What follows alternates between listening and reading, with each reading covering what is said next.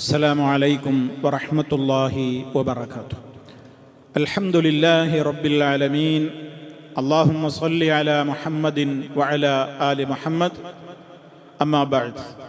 സ്നേഹമുള്ള സഹോദരി സഹോദരന്മാരെ, വിശ്വാസികളെ, വളരെ ഗൗരവത്തോടുകൂടി നമ്മൾ കേൾക്കുകയും ശ്രദ്ധിക്കുകയും ചെയ്യേണ്ടുന്ന ഒരു കാര്യത്തെ സംബന്ധിച്ചാണ് ഇന്ന് നിങ്ങളുടെ ശ്രദ്ധയിൽപ്പെടുത്തുവാൻ ഉദ്ദേശിക്കുന്നത്. ഒരു മനുഷ്യന് ഏറ്റവും അവൻ്റെ ശ്രദ്ധയിലുണ്ടാകേണ്ട കാര്യമാണ് തൻ്റെ പേരിൽ വല്ല കടബാധ്യതകളും നിലവിലുണ്ടോ എന്ന് നിരന്തരം അവൻ പരിശോധിച്ചിരിക്കണം. കാരണം ഒരാൾ കടം വീട്ടാതെ മരണപ്പെട്ടു പോയാൽ നബി സല്ലല്ലാഹു അലൈഹി വസല്ലം അതിൻ്റെ ഗൗരവം പറഞ്ഞത് നഫ്സുൽ മുഅ്മിനി മുഅല്ലഖത്തും ബിദൈനിഹി ഹത്താ യുഖ്ദാ അൻഹു എന്നാണ്. ഒരു സത്യവിശ്വാസിയായ മനുഷ്യൻ്റെ ആത്മാവ് അത് മുഅല്ലഖത്തും ബിദൈനിഹി, അവൻ്റെ കടവുമായി ബന്ധിച്ച് തൂക്കപ്പെട്ടുകൊണ്ടിരിക്കും. കടവുമായി ബന്ധപ്പെട്ടുകൊണ്ടേയിരിക്കും ഒരു വിശ്വാസിയുടെ ആത്മാവ്. ഹത്താ യുഖ്ദാ അൻഹു, അവൻ്റെ പേരിലുള്ള കടം വീട്ടപ്പെടുന്നത് വരെ. ഇത് ഇമാം തിർമിദി റിപ്പോർട്ട് ചെയ്തിട്ടുള്ള ഹദീസിൽ നമുക്ക് കാണുവാൻ സാധിക്കും. എന്താണ് ഇതുകൊണ്ട് ഉദ്ദേശിക്കപ്പെടുന്നത് എന്ന് ഇത് വിശദീകരിച്ചിടത്ത് പണ്ഡിതന്മാർ രേഖപ്പെടുത്തുന്നുണ്ട്. മഹ്ബൂസത്തുൻ അൻ മഖാമിഹൽ കരീം, ഒരു മനുഷ്യന് മരണശേഷം ഒരു വിശ്വാസിക്ക് അവൻ്റെ മരണാനന്തരം ബർസഖിൻ്റെ ലോകത്ത് തന്നെ ലഭിച്ചു തുടങ്ങുന്ന മഹത്തായ ആദരവോടുകൂടി അവന് ലഭിക്കേണ്ടുന്ന സുഖസൗകര്യങ്ങൾ ലഭ്യമാകുന്നതിൽ നിന്ന് അവൻ തടഞ്ഞു വെക്കപ്പെടും എന്നാണ് ആ പറഞ്ഞതിൻ്റെ ഉദ്ദേശം എന്ന് വിവരിക്കപ്പെട്ടതായി നമുക്ക് കാണുവാൻ സാധിക്കും. മുഹമ്മദ് സ്വാലിഹുൽ ഉസൈമീൻ റഹിമഹുല്ല ഇത് വിശദീകരിക്കുന്നിടത്ത് പറയുകയാണ്, ഒരു മനുഷ്യൻ്റെ ആത്മാവ് അവൻ ഖബറിലായിരിക്കെ തന്നെ അവൻ്റെ കടവുമായി ബന്ധപ്പെട്ടുകൊണ്ട് അതിൻ്റേതായ ബാക്കി ബാധ്യതകൾക്ക് വേണ്ടി കാത്തു കിടക്കുകയാണ്. അവൻ്റേതായ കടം വീട്ടുന്നതിൽ പിറകോട്ടാണ് ശേഷക്കാർ സംഭവിക്കുന്നതെങ്കിൽ, അഥവാ അവൻ്റെ പേരിലുള്ള കടങ്ങൾ വീട്ടുന്നതിൽ ശേഷക്കാരായ ആളുകൾ അലംഭാവം കാണിക്കുന്നിടത്തോളം ആ മനുഷ്യൻ്റെ ജീവിതത്തിൽ അവൻ്റേതായ സന്തോഷങ്ങൾക്ക് വിഘാതം വരുന്നു. അവന് ലഭിക്കേണ്ടുന്ന സന്തോഷങ്ങൾ ലഭിക്കപ്പെടാതെ പോകുന്നു. അവനത് കാരണത്താൽ ചില പ്രയാസങ്ങൾ ബർസഖിൻ്റെ ലോകത്ത് അവന് ഉണ്ടായിത്തീരുന്നു എന്നൊക്കെയാണ് അതിനെ വിശദീകരിച്ചിടത്ത് അദ്ദേഹം പ്രത്യേകം എടുത്തു പറഞ്ഞിട്ടുള്ളത്. അതുകൊണ്ട് തന്നെ സഹോദരങ്ങളെ, ഒരു മനുഷ്യൻ്റെ ജീവിതത്തിൽ അവൻ വളരെ ഗൗരവത്തോടുകൂടെ മനസ്സിലാക്കണം, തൻ്റെ പേരിൽ കടങ്ങളൊന്നും ബാക്കിയാവാത്ത നിലക്ക് മരണപ്പെട്ടു പോകാനാണ് എല്ലാവരും ശ്രദ്ധിക്കേണ്ടത്. കടബാധ്യതകൾ എന്ന് പറയുമ്പോൾ ഒരു മനുഷ്യൻ്റെ മേൽ മരണാനന്തരം ഉണ്ടായിത്തീരാൻ സാധ്യതയുള്ള രണ്ട് നിലക്കുള്ള കടങ്ങളുണ്ട്, ബാധ്യതകളുണ്ട്. ഒന്ന് അള്ളാഹുവും നമ്മളുമായി ബന്ധപ്പെട്ടുകൊണ്ടുള്ള കടബാധ്യതകളാണ്. അതേതാണ് നമുക്കെല്ലാവർക്കും അറിയാവുന്നതുപോലെ തന്നെ നമ്മൾ ജീവിച്ചിരിക്കെ, ഉദാഹരണമായി ഒരാൾ സക്കാത്ത് കൊടുക്കുവാൻ അയാൾക്ക് സമ്പത്തുണ്ട്, പക്ഷേ അയാൾ സക്കാത്ത് കൊടുത്തിട്ടില്ല. പിന്നെയാവാം എന്നൊക്കെ വിചാരിച്ച് അദ്ദേഹം അങ്ങനെ നീട്ടിവെച്ചു. സക്കാത്ത് കൊടുക്കാൻ കഴിയാതെ അയാൾക്ക് സമ്പത്തുണ്ട് താനും, അയാൾ മരണപ്പെട്ടു പോയി. അയാൾക്ക് അള്ളാഹുവിനോടുള്ള കടം അവിടെ ബാക്കി കിടക്കുകയാണ്. അതേപോലെ തന്നെ മറ്റൊരു ഉദാഹരണമാണ്, ഒരാൾക്ക് ഹജ്ജ് ചെയ്യുവാനുള്ള സാമ്പത്തികമായ ശേഷിയും എല്ലാം ഒത്തിണങ്ങിയിട്ടുണ്ടായിരുന്നു ഹജ്ജിന് പോയി വരാൻ. പക്ഷേ അയാൾ ഒരു വർഷത്തിൽ ഒരിക്കലല്ലേ ഒരാൾക്ക് ഹജ്ജിന് ചാൻസ് കിട്ടുകയുള്ളൂ. ഒരിക്കൽ മാത്രം നടക്കുന്ന കാര്യമാണല്ലോ, ഒരു വർഷത്തിൽ നടക്കുന്നതാണല്ലോ. മറ്റേ ഇബാദത്തുകളെ പോലെ എപ്പോഴും ഉള്ളതല്ലല്ലോ. ഒരാൾ ഇങ്ങനെ നീട്ടിവെച്ചു അയാൾക്ക് സാധിച്ചില്ല. അങ്ങനെ അയാൾ ഹജ്ജിൻ്റെ കടക്കാരനായിക്കൊണ്ട് അയാൾ മരണപ്പെട്ടു പോവുകയാണെങ്കിൽ ഹജ്ജിൻ്റെ കടം അള്ളാഹുവിനോട് വീട്ടേണ്ടുന്ന നിർബന്ധമായ കടമയാണ്. നേരത്തെ പറഞ്ഞതുപോലെ സക്കാത്തിൻ്റെ കടം അള്ളാഹുവിന് കൊടുത്തു വീട്ടേണ്ടുന്ന അവൻ്റെ ബാധ്യതയാണ്. ഇത് ഒരു നിലക്കുള്ള കടങ്ങൾ. രണ്ടാമത്തത് മനുഷ്യരുമായിട്ട് ബന്ധപ്പെട്ടുകൊണ്ടുള്ള കടങ്ങളാണ്. അത് നമുക്കെല്ലാവർക്കും അറിയാവുന്ന കടങ്ങളാണ്. ആരിൽ നിന്നൊക്കെയോ സംഖ്യ വാങ്ങിയിട്ടുണ്ട്, ആർക്കൊക്കെയോ കണക്കുകൾ തീർത്തു കൊടുക്കുവാനുണ്ട്. അത് കൊടുക്കാതെയാണ് ആ മനുഷ്യൻ മരണപ്പെട്ടു പോയിട്ടുള്ളത്. അതുകൊണ്ട് തന്നെ ജീവിതത്തിൽ ഇത് പറയുമ്പോൾ നമ്മൾ ചേർത്ത് മനസ്സിലാക്കണം, ഇത്തരത്തിലുള്ള ഏതെങ്കിലും ബാധ്യതകൾ ശർഈയായ നിലക്ക് ആദ്യം പറഞ്ഞ വിധത്തിൽ അള്ളാഹുവിനോടോ രണ്ടാമത് പറഞ്ഞ വിധത്തിൽ സൃഷ്ടികളോടോ നമുക്ക് വല്ല ബാധ്യതകളുമുണ്ടെങ്കിൽ ഉടനെ തന്നെ അതൊക്കെ നമ്മുടെ മരണാനന്തരവും അവകാശികൾക്ക് വായിക്കാൻ കിട്ടാവുന്ന ഒരു ഡയറിയിലോ പുസ്തകത്തിലോ ഒക്കെ ഇത് രേഖപ്പെടുത്തി വെക്കണം. എനിക്ക് ഇന്ന ആളുകൾക്കൊക്കെ ഞാൻ കടം കൊടുക്കാനുണ്ട്, എനിക്ക് കിട്ടാനുണ്ട്. അതൊക്കെ രേഖപ്പെടുത്തി വെച്ചാലല്ലേ അനന്തരാവകാശികൾക്കത് വീട്ടുവാൻ സാധിക്കുകയുള്ളൂ. അതുകൊണ്ട് തന്നെ സഹോദരങ്ങളെ, ഈ 2 നിലക്കുള്ള കടങ്ങളാണെങ്കിലും ഒരാൾ മരണപ്പെട്ട് കഴിഞ്ഞാൽ അയാളുടെ സമ്പത്ത് ബാക്കിയാവണമെന്നുണ്ടെങ്കിൽ, അഥവാ അയാളുടെ ശേഷക്കാർക്ക്, മക്കളോ ബന്ധപ്പെട്ടവരോ ആയ അനന്തരാവകാശികൾക്ക് അയാളുടെ സ്വത്ത് വീതം വെക്കണമെങ്കിൽ പോലും ആദ്യം ഈ കടങ്ങൾ വീട്ടിയിരിക്കണം. ഈ കടങ്ങൾ വീട്ടിയിരിക്കണം എന്ന് പരിശുദ്ധ ഖുർആനിന്റെ നിയമമാണ്. ഒരാളുടെ സമ്പത്ത് വിഹിതം ഓഹരി വെക്കുമ്പോൾ പരിശുദ്ധ ഖുർആൻ ആവർത്തിച്ച് പറഞ്ഞൊരു കാര്യമാണ്, മിൻ ബഅദി വസിയ്യത്തിൻ യൂസാ ബിഹാ ഔ ദൈനിൻ. അയാളുടേതായ ജീവിതകാലത്ത് അയാൾ നടത്തിയിട്ടുള്ള വസിയത്തുകളുണ്ടോ, ആ വസിയത്തുകൾ എന്തൊക്കെയുണ്ട് എന്ന് പരിശോധിക്കപ്പെടണം. അതിൽ ഏതൊക്കെ നടപ്പിലാക്കാൻ ഈ സമ്പത്ത് ഉപയോഗപ്പെടുത്തേണ്ടതുണ്ടോ അത് കഴിക്കണം. അതിൽ നിന്ന്, ഈ സമ്പത്തിൽ നിന്ന് ആ വസിയത്തുകൾ നിറവേറ്റണം. രണ്ടാമത്തെ കാര്യമോ, അയാൾക്ക് കടങ്ങളുണ്ട്, വസിയത്താവട്ടെ അതേപോലെ തന്നെ കടബാധ്യതയാവട്ടെ, കടങ്ങളൊക്കെ തീർത്തതിൻ്റെ ശേഷം ഒരാൾക്ക് സ്വത്ത് ബാക്കിയുണ്ടെങ്കിലേ സ്വത്ത് വീതിക്കാൻ കഴിയുകയുള്ളൂ. ഒരാളുടേതായ ഈ നിലക്കുള്ള സമ്പാദ്യങ്ങളൊക്കെ കടം വീട്ടിയപ്പോൾ എല്ലാം തീർന്നുപോയി, ഒന്നും ബാക്കിയില്ലെങ്കിൽ അനന്തരാവകാശികൾക്ക് അയാളുടെ സമ്പത്തിൽ നിന്ന് ഒന്നും കിട്ടുകയില്ല. കാരണം അനന്തരാവകാശം എന്ന് പറയുന്നത് തന്നെ ഒരാൾ മരണപ്പെട്ടതിൻ്റെ ശേഷം അയാളുടെ മേൽ ബാധ്യതകളൊക്കെ തീർത്തതിൻ്റെ ശേഷം ബാക്കിയുള്ള സ്വത്ത് മാത്രമേ അവകാശമായി കിട്ടുകയുള്ളൂ. അത് മാത്രമേ ബന്ധപ്പെട്ടവർക്ക് ഓഹരി വെക്കുവാനും പറ്റുകയുള്ളൂ. അല്ലാത്ത നിലയ്ക്ക് ഈ ബാധ്യതകളൊക്കെ വീട്ടാതെയാണ് ബന്ധപ്പെട്ട ആളുകളൊക്കെ സ്വത്തോഹരി വെച്ച് വീതിച്ചെടുക്കുന്നതെങ്കിൽ ഹറാമിന്റെ മുതലാണ് അവർ വീതിച്ചെടുക്കുന്നത് എന്ന് ഗൗരവത്തോടുകൂടെ നമ്മൾ മനസ്സിലാക്കണം. ഈ കാലഘട്ടത്തിൽ ഇതൊക്കെ ഇന്ന് എത്ര പേര് ചിന്തിക്കുന്നുണ്ട് എന്ന് ഗൗരവത്തോടുകൂടെ ആലോചിക്കാനാണ് ഈ കാര്യം എൻ്റെയും നിങ്ങളുടെയും ശ്രദ്ധയിൽപ്പെടുത്തുന്നത്.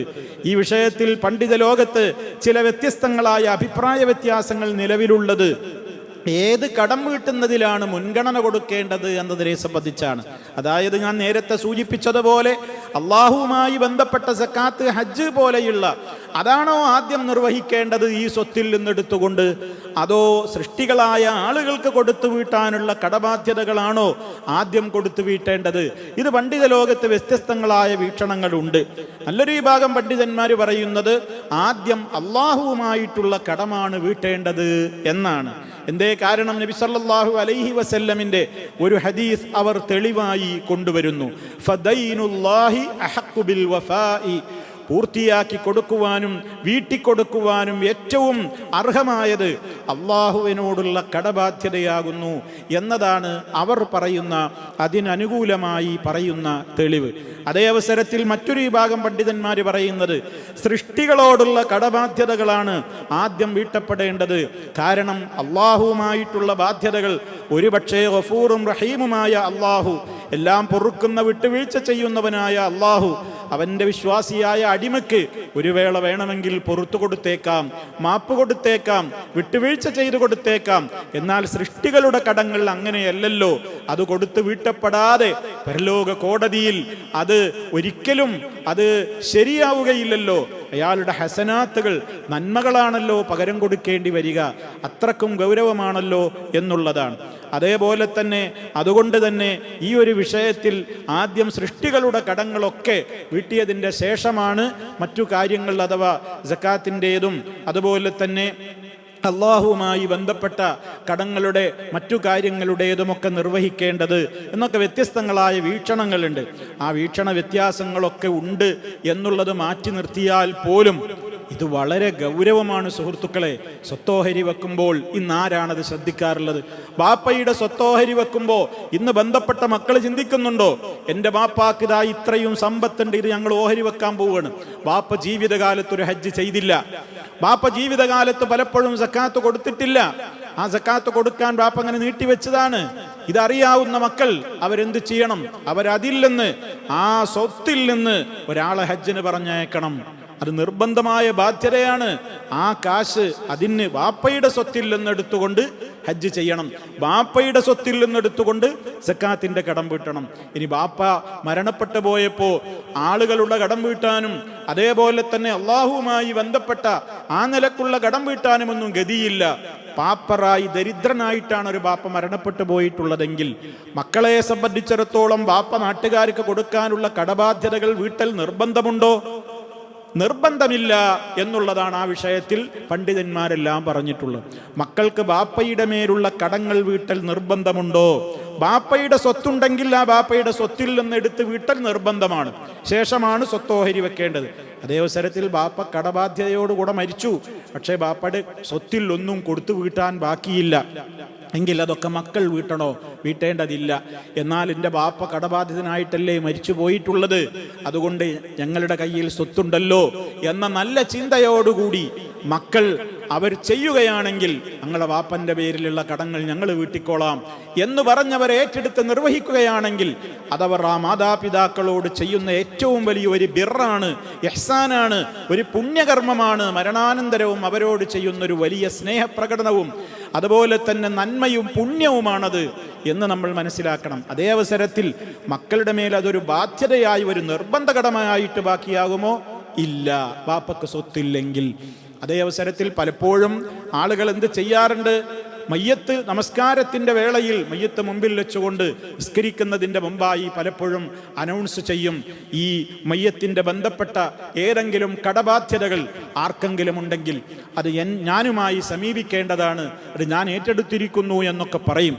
അത് പറയുന്നവരും അതിൻ്റെ ഗുരുതരാവസ്ഥ വളരെ ശ്രദ്ധയോടുകൂടെ അവർ ശ്രദ്ധിക്കേണ്ടതുണ്ട്. അത് പറയുമ്പോഴും അവരുടെ മനസ്സിലുണ്ടാകണം, എൻ്റെ ബാപ്പയ്ക്ക് ഏതെല്ലാം സമ്പത്ത്, ഏതെല്ലാം കടബാധ്യതകൾ അള്ളാഹുമായിട്ടുള്ളത് നിലനിൽക്കുന്നുണ്ട്, സൃഷ്ടികളുമായിട്ടുള്ള വലിയ വലിയ കടങ്ങൾ ഏതൊക്കെ ഉണ്ടാവാം, ഒക്കെ വീട്ടാനുള്ള കഴിവുണ്ടെങ്കിലാണ് അവരത് ഏറ്റെടുക്കേണ്ടത് എന്നുകൂടി ഓർമ്മപ്പെടുത്തുകയാണ്.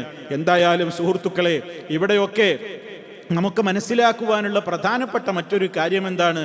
ഇതൊക്കെ ഓരോരുത്തരും അവരവരുടെ ജീവിതകാലത്ത് തന്നെ ഇക്കാര്യങ്ങളൊക്കെ ഗൗരവത്തിൽ കണക്കിലെടുത്താലേ മനുഷ്യന് കടങ്ങളൊന്നും ഇല്ലാതെ മരിച്ചു പോകാൻ കഴിയൂ. ഇനി ബാധ്യതകളോടുകൂടെയാണ് ഒരാൾ മരിക്കുന്നതെങ്കിൽ പോലും അയാളുടെ ഒരു പുസ്തകത്തിൽ ഇതൊക്കെ കൃത്യരേഖ വേണം. ഹജ്ജ് ബാക്കിയായിട്ടാണ് ബാപ്പ പോകുന്നത്, മക്കളെ നിങ്ങൾ ഹജ്ജ് ചെയ്യണം. ഇനി ബാപ്പന്റെ വസിയത്തില്ലെങ്കിൽ പോലും സമ്പന്നനായ നിലക്കാണ് ബാപ്പ മരണപ്പെട്ടിട്ടുള്ളതെങ്കിൽ അവകാശികൾ ഹജ്ജിന് ആൾ പറഞ്ഞേക്കൽ നിർബന്ധമാണ്. അതേപോലെ തന്നെ സക്കാത്തിന്റെ കാര്യവും അതുപോലെ തന്നെ ആർക്കെങ്കിലും കൊടുക്കാനുള്ളതുണ്ടെങ്കിൽ അതൊക്കെ രേഖപ്പെടുത്തിയാലല്ലേ അവകാശികൾക്കത് മനസ്സിലാവുകയുള്ളൂ. കിട്ടാനുള്ളതും എഴുതി വെക്കുന്നതിൻ്റെ ഒരു പ്രാധാന്യം കൂടി ഇതുമായി ബന്ധപ്പെട്ടുകൊണ്ട് നമ്മൾ മനസ്സിലാക്കിയിരിക്കണം. ഏതായിരുന്നാലും വിഷയം പലരും കരുതുന്നത് പോലെ നിസ്സാരമല്ല. എത്രയോ ആയിരക്കണക്കിന് മരണങ്ങൾ നടക്കുന്നു. ശേഷം എത്രയോ കാലം വൈകിയോ അല്ലെങ്കിൽ ഉടനെയോ സമ്പത്തിൻ്റെ ഓഹരി വെക്കുവാൻ മറ്റുള്ള ആളുകളൊക്കെ അതിൻ്റെ പ്രവർത്തനങ്ങളിൽ ഏർപ്പെട്ട് അവരവരുടേതായ വിഹിതങ്ങളുമായി പോകുന്നു. ഈ മരണപ്പെട്ട വ്യക്തിക്ക് എന്തെങ്കിലും ഇത്തരത്തിലുള്ള നേരത്തെ പറഞ്ഞ രണ്ട് വിധത്തിലുമുള്ള കടബാധ്യതകൾ ബാക്കി വെച്ചുകൊണ്ടാണോ ഉള്ളതെങ്കിൽ ആ വ്യക്തിയുടെ ആത്മാവിൻ്റെ ശാന്തിക്ക് അള്ളാഹുവിൻ്റെ അടുക്കൽ അദ്ദേഹത്തിന് വൻ പ്രതിഫലം കിട്ടേണ്ടുന്നതിന് പകരം ആ പ്രതിഫലങ്ങളിൽ നിന്നെല്ലാം തടയപ്പെടുന്നവരവസ്ഥ ഈ ബാധ്യതകൾ വീട്ടി നിർവഹിക്കപ്പെടുന്നത് വരെ നിലനിൽക്കും എന്നാണ് അള്ളാഹുവിൻ്റെ റസൂല് പറഞ്ഞിട്ടുള്ളതെങ്കിൽ ഗൗരവത്തോടുകൂടി ഇതെല്ലാവരും മനസ്സിലാക്കണം എന്നാണ് ജീവിച്ചിരിക്കുന്നവരോടും അതേപോലെ തന്നെ മരണപ്പെട്ടു പോയ ആളുകളുടെ കാര്യത്തിൽ ഈ കാര്യം ചിന്തിക്കാതെ നിസ്സാരവൽക്കരിച്ചുകൊണ്ട് ഇപ്പോഴും കഴിഞ്ഞുകൂടുന്ന ആളുകളുണ്ടെങ്കിൽ അത്തരം ആളുകളോടും ഓർമ്മപ്പെടുത്തുവാനുള്ളത്. അല്ലാഹു സുബ്ഹാനഹു വ തആല ഇസ്ലാമികമായ നിയമങ്ങളെ ഗൗരവപൂർവം കണ്ടുകൊണ്ട് അതിലൊക്കെ ഇടപെടാനും ബാധ്യതകൾ നിർവഹിക്കുവാനുമുള്ള സന്മനസ്സുള്ള നല്ലവരിൽ നമ്മെ എല്ലാവരെയും അല്ലാഹു ഉൾപ്പെടുത്തി അനുഗ്രഹിക്കുമാറാകട്ടെ. വൽഹംദുലില്ലാഹി റബ്ബിൽ ആലമീൻ. വസ്സലാമു അലൈക്കും വറഹ്മത്തുള്ളാഹി വബറകാതുഹു.